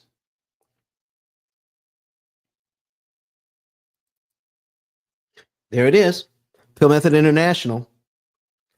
The first variable, payment frequency and structure. Understanding when and how you receive your income is crucial for timing your prepayments correctly to align with your cash flow. Your cash flow is different from your neighbors. It's different from your cousin. It's different from your friend. You need a plan that looks at your cash flow when it comes in and when it makes sense for you to prepay, looking at payment frequency and structure. That's one more variable you have to think about. What about variable number 2, income amount?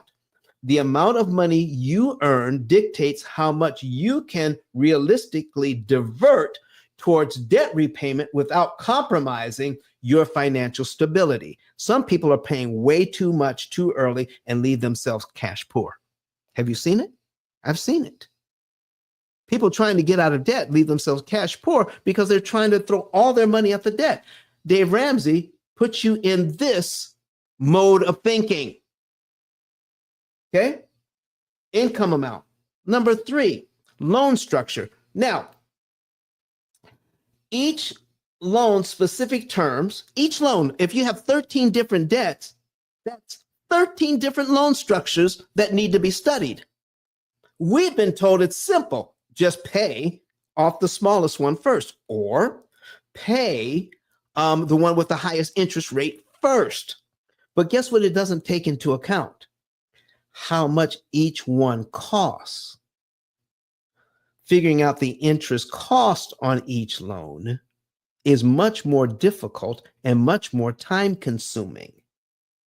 And that's why we're taught heuristics or a rule of thumb to figure out what to do, because it's quick and easy, but it costs you way more money not to think about which loan is costing me the most money and what is the best way to save money. Oh my gosh. Each loan specific terms, including interest rates, balance due, affect how beneficial extra payments can be. Number 4, discretionary funds. The amount of money left after essential expenses varies month to month, affecting your ability to make extra payments. You see, if we try to come up with a spreadsheet type of formula where we're telling the program we're going to put an extra $500 or an extra $1,000 on debt or an extra $200 on debt every single month, that doesn't take into account emergencies and when things go wrong. What happens when your expenses are way more this month than you ever thought they could be due to emergencies?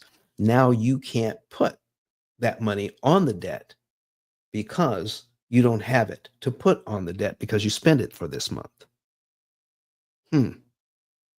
That's why spreadsheets blow up every time there's an emergency. And people just go away from that program altogether. Okay, discretionary funds. Okay, number 5, optimal timing and amount. Determining the most effective time and the amount of prepayments, which means if you're trying to, the effective time, there's 12 months in a year. Which month do I do this in? There's approximately 30 days in each month. Which day of the month do I do it on? When I take a look at how much money I have available, I have thousands upon thousands of pennies available that I could put on the debt. How many pennies do I put in the right month on the right day of the month? Do you see how complicated it starts to get? If I have 5 variables, ladies and gentlemen, 5 variables, let me put this on the screen. 5 variables. That is 5 exclamation point. Okay. That's called factorial math. 5 exclamation point means there's 120 ways to view these variables. Which one do I do first? Which one do I do second? Which ones do I avoid? Which ones do I add in? If there's 120 different things to think about, there is a certain sequence or a certain methodology out of the 120 I need to follow to maximize interest savings. How do I do that if I have 120 different variables to think about? Well, I've only identified 5 variables. There's 120. We have 10. What is 10 factorial?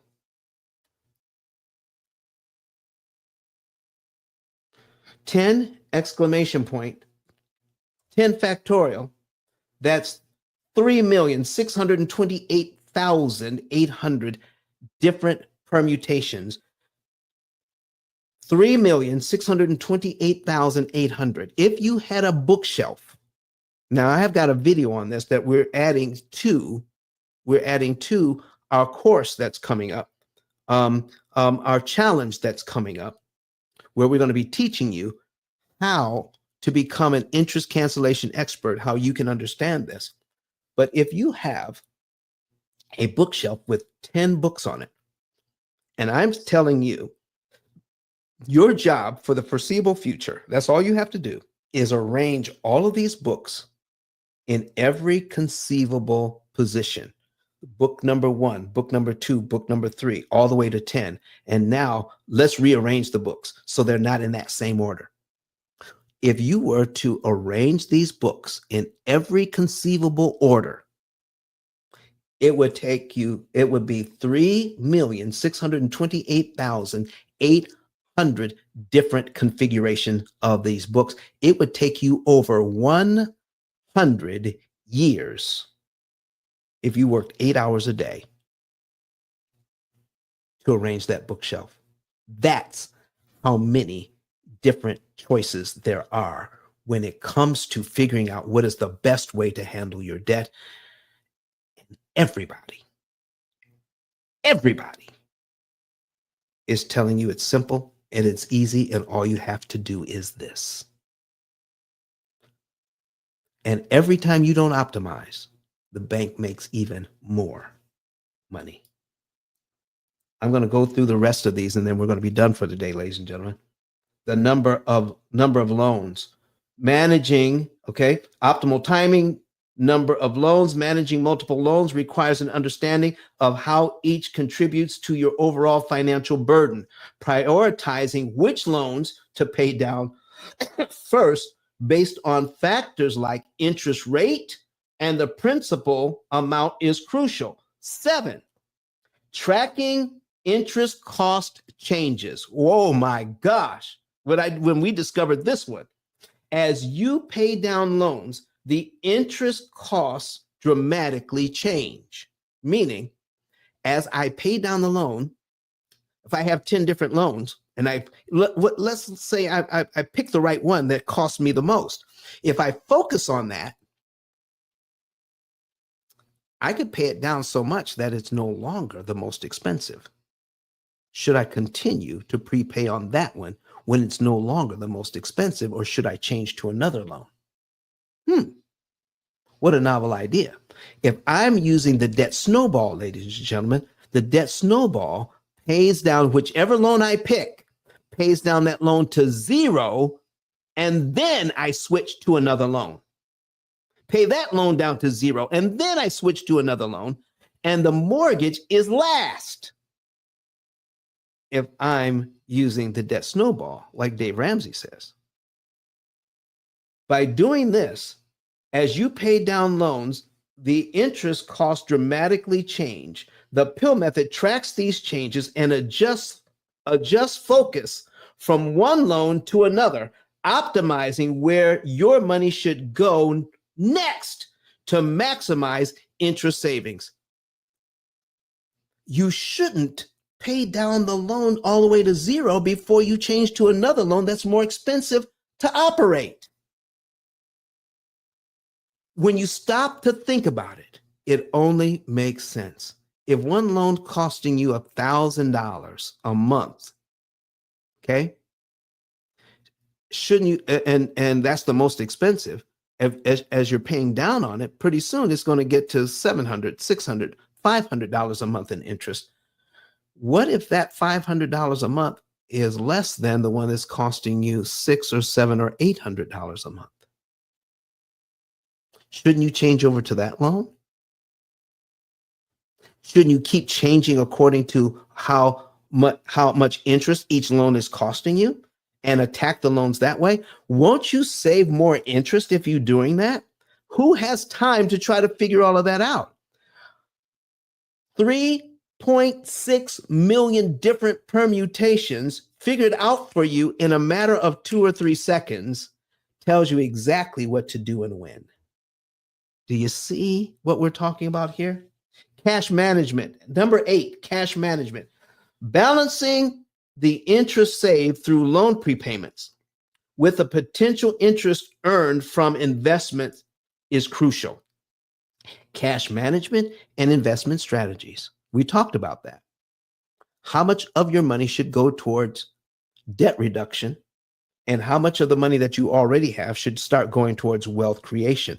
Now we're talking about a whole new set of math problems called critical point analysis. What is the critical point? I mean, in dollars and cents, all the way to the penny, that I need to stop putting money towards debt reduction and take the rest of my pennies and put them towards wealth creation.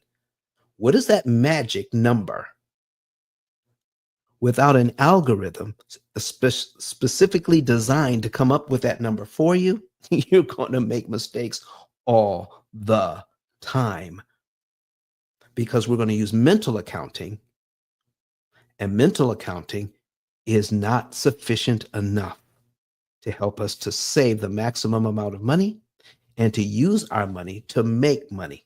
You see, folks, if you pay way too much interest over here or take too much of your money to cancel interest, you lose the opportunity for long-term earnings with compound interest. You want to start as soon as possible making compound interest to get ready for your life after work when you want to retire. When is that? When do you hit that magic number? When your money makes so much money for you that it replaces your income by several times. Now your money is working and you're not. How soon do you want to get there? That's what this is all about. If you spend the money in a way that is not efficient, you make it impossible for that money to make money for you. And that's what this thing is all about. Stop throwing away generational wealth and figure out how you can take that money and invest it for your family. Wow. Potential balancing the interest saved through loan prepayments with the potential interest earned from investments is crucial. This helps decide whether to prepay debt or invest surplus funds for a higher return. That's just 1 out of 10. Here's number 9, emergency funds and fungibility of money. This one is huge, ladies and gentlemen, and a lot of people make a mistake here. Considering the fungibility of money, that means how money is interchangeable, okay? Looking at all of your funds. Considering the fungibility of money, it may be more cost-effective to use credit for emergencies rather than keeping a large amount of idle cash in low-yield accounts. This approach can free up funds for reducing high-cost debt. Can you imagine someone talking about using credit or credit cards for emergencies rather than saving up cash for that purpose? Called sinking funds? Thousands of dollars sitting in the bank, molding away, making 1/10 of 1%, when I could be taking that money and killing thousands upon thousands, hundreds of thousands of dollars worth of interest. And I can use my credit card to pay for my emergency, add my credit card to the program, and the program manages how much interest I pay on that credit card. Oh my gosh. Think about that for a minute. Now, we just keep adding point after point after point. This is how difficult it is to manage what you're doing. Okay. And number 10, what we spent so much time on, behavioral economics and financial decision making. This is the last point we're making today. Okay. Oh, somebody raised their hand. I'm sorry. Joe, I'm trying to invite you up to speak because you had your hand raised. If you're still here, come on up. Joe, I didn't see when you had your hand raised. Come on up, Joe. Okay. All right. So here's the last one, folks. Behavioral economics and financial decision making. Understanding the impact of behavioral economics, such as loss aversion, helps us design interventions that encourage more rational financial behaviors. You see, when you study when you study behavioral economics, we find out that human beings make irrational financial decisions, but we think it's logical. Therefore, we try to simplify how we make those decisions. Okay? Joe, what did you have for me today, sir? I'm sorry I didn't see your hand raised.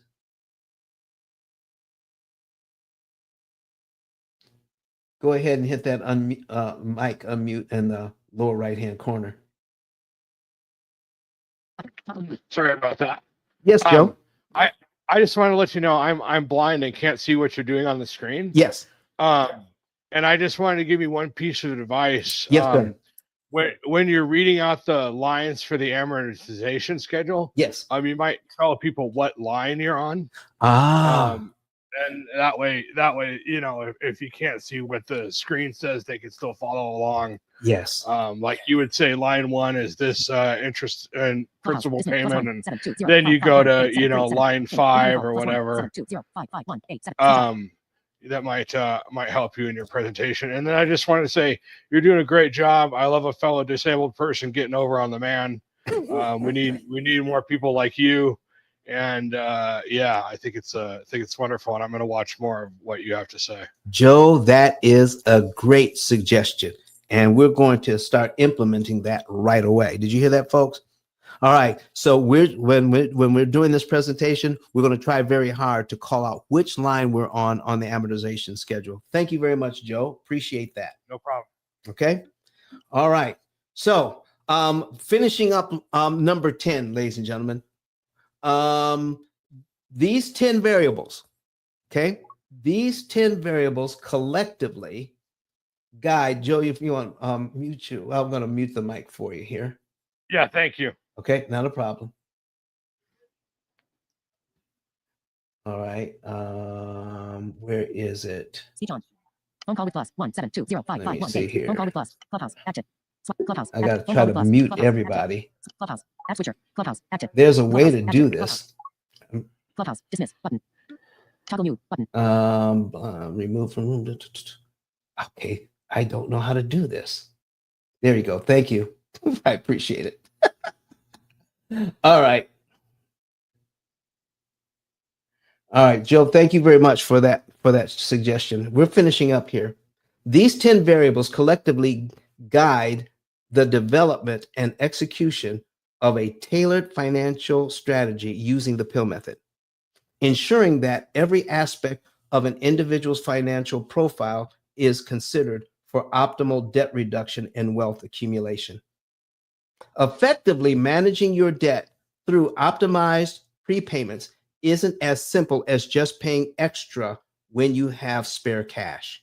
To truly maximize the interest savings per dollar applied, we must consider several personal financial factors: your payment schedule, the size and timing of your income, the specific terms of your loans, and the variability of your monthly your monthly discretionary funds.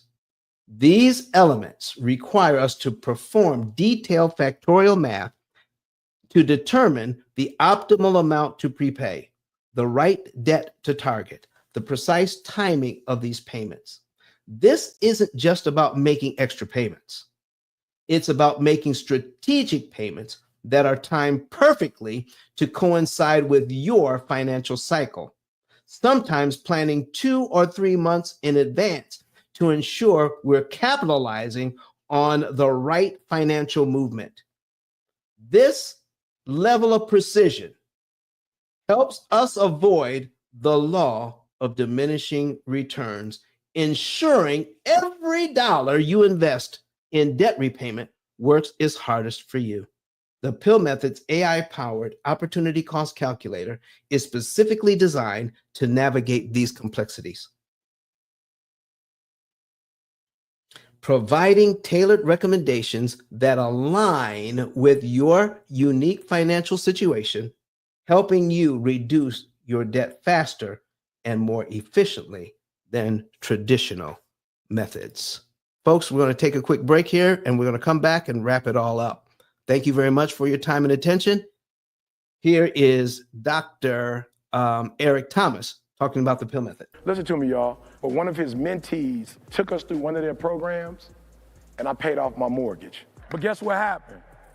My marriage went to a whole nother level. And you know why? Because my wife is a security freak. And even when I blew up, my wife would be like, "Oh, you blew up, but how long is you gonna keep making this kind of money?" I was like, "I don't know, forever." She's like, "You sure?" Because I'm gonna keep my license as a nurse just in case you don't. So when I paid the house off, my boy was like, "You ain't gotta do that, you can do this." But when I paid the house off using that program, It took the stress level all the way down for my wife because we no longer had a mortgage. Does that make sense? That thing that was coming every month, that was getting on her nerves, we didn't have that no more. And so she was at rest.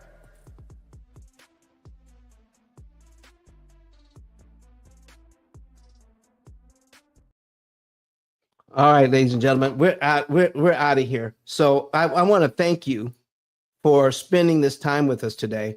I do hope and pray that this has been educational, that you understand why people would fight against this idea, because these are the only ideas we've been given since 1936. And because of that, we try to make the best decision we can based on the information that's been provided. We're dedicating ourselves to make sure that you get the best financial information available so that you can borrow money at a discount. Keep your money from giving it to the investors and invest that money in your future. Okay. I want to thank everybody for being here. Continue to watch our program. Okay. Rainey says, good stuff. Good stuff. Listen, she says good stuff. Thank you. Thank you, Rainey. Lacey, I appreciate you for being here today. Okay, folks. We're going to be back here on Friday with a replay, so don't miss the replays. But we're live twice a week on Wednesdays and on we're live on Wednesdays and Monday nights. We're starting a Monday night show. So start telling people about our Monday night show, where we're going to be live on YouTube, Facebook, and LinkedIn, also on Clubhouse, but not in this room. We're going to be in our own room, the P.I.L.L Method room. So look for us there on Clubhouse on Monday nights at 8:30 Eastern, 7:30 Central p.m. That's our nighttime show. So, folks, thank you so very much for being here. We are going to get out of here. And if you have any ideas, okay, go to pillmethod.com. I'm sorry. Go to ice10k.com or ceodon.com, ceodon.com, and go to my card and look us up. Send us information, send us show ideas if you want to see something on this. But in the meantime, don't forget your own savings report. We're not charging you anything for it, ladies and gentlemen. Get your own savings report. So we're going to put it up here, ceodon.com.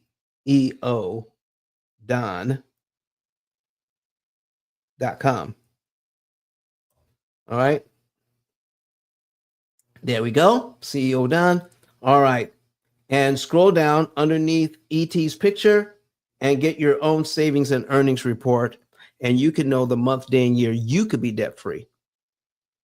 All right. The month, day, and year you could be debt free, and how much interest you could save, and how much money that saved interest can make for you over time, instead of giving it to the bank so that they can invest your money. It's time out for that, ladies and gentlemen. It's time that we start using debt to create wealth. All right. So we're going to get out of here, and we'll see you next time.